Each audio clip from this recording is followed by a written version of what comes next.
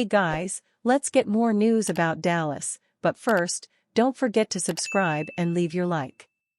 Cowboys' Ezekiel Elliott proving complaints were valid is surprise nobody saw coming.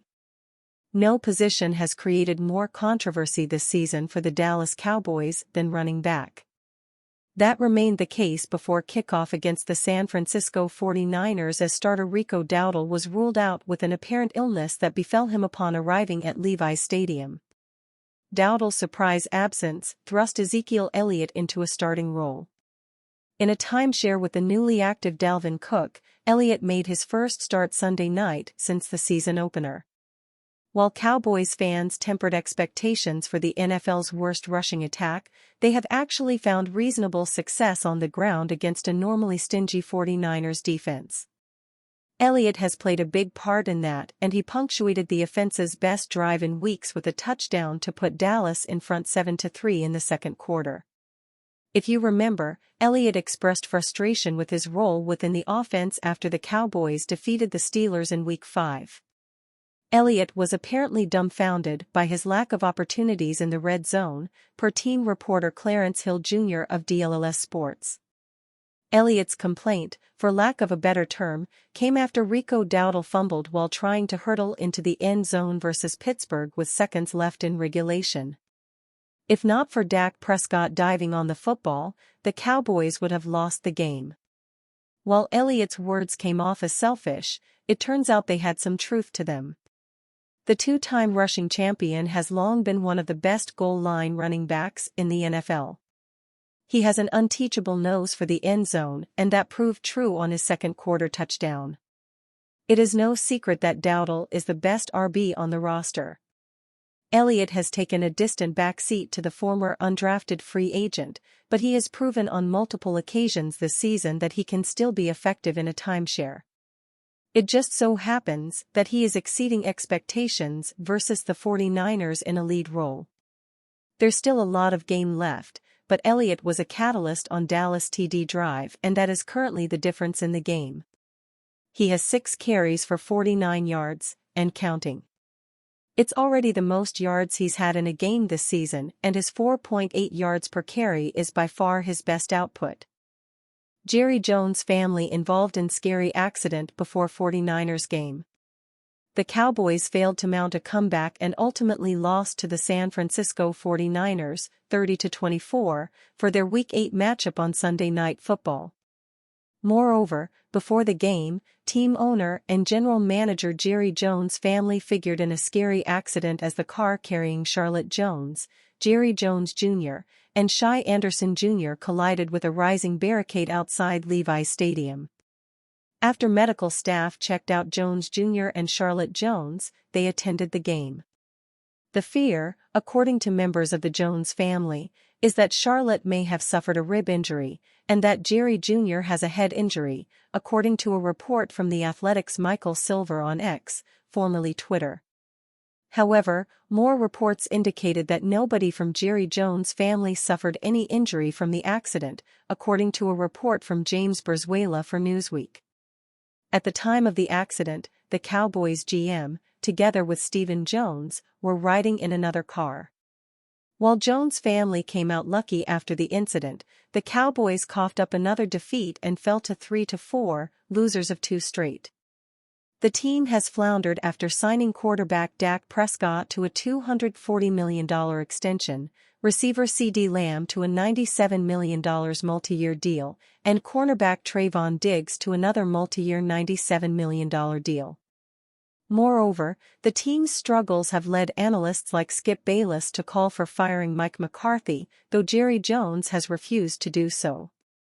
In another incident, First Take host Shannon Sharpe blasted Jerry Jones for threatening to fire the hosts of the morning show 105.3 The Fan in Dallas after a 47-9 drubbing from the Detroit Lions.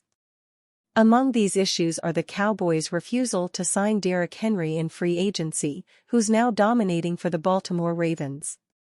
This Week 8 loss to the 49ers have sent the Cowboys closer to the basement of the NFC than to postseason contention, much less the Super Bowl.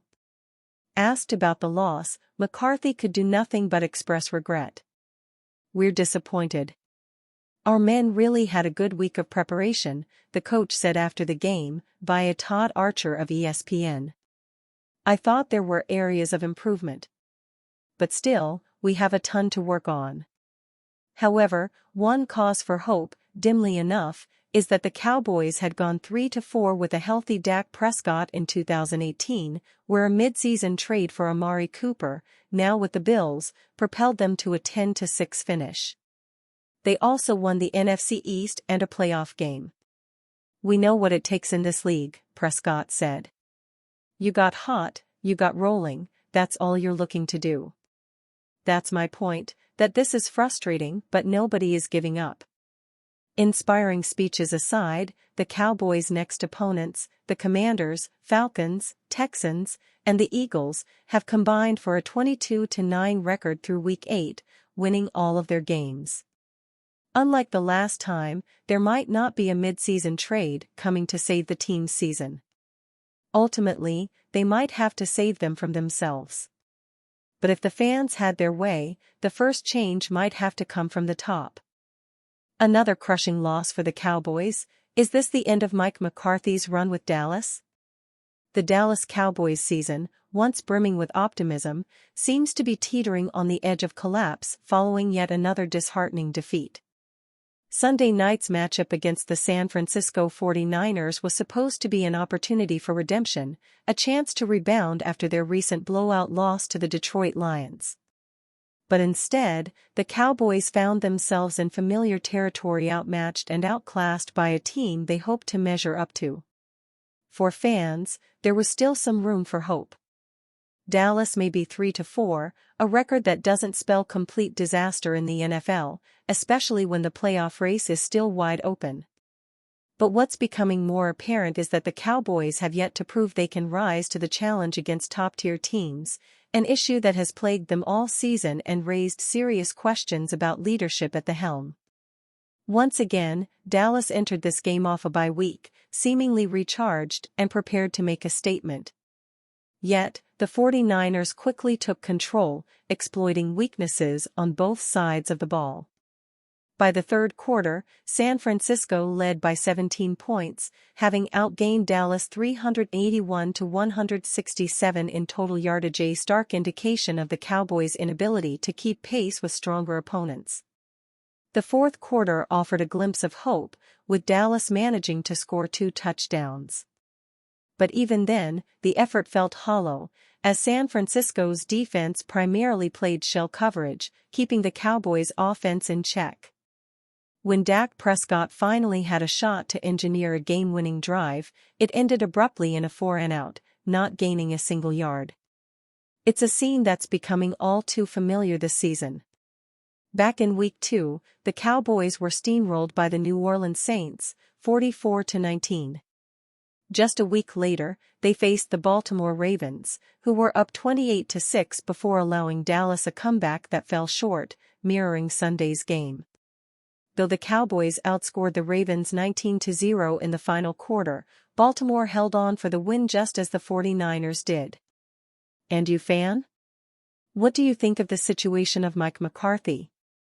Leave your opinion in the comments.